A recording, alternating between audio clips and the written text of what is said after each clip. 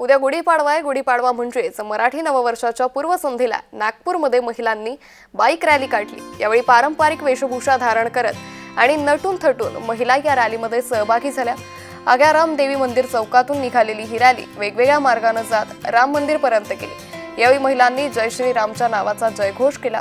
नवीन वर्षाच्या एकमेकांना शुभेच्छा देत या रॅलीमध्ये या महिलांनी मोठ्या संख्येने सहभाग घेतला।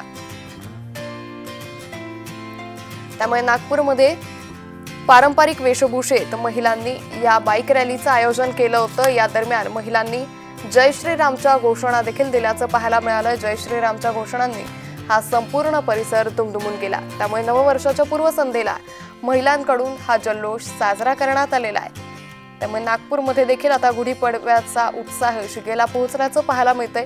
गुढीपाडव्याच्या पार्श्वभूमीवर विविध कार्यक्रमांचं आयोजन करण्यात आलं। यातच आता नागपूरमध्ये महिलांनी ही बाईक रॅली काढली।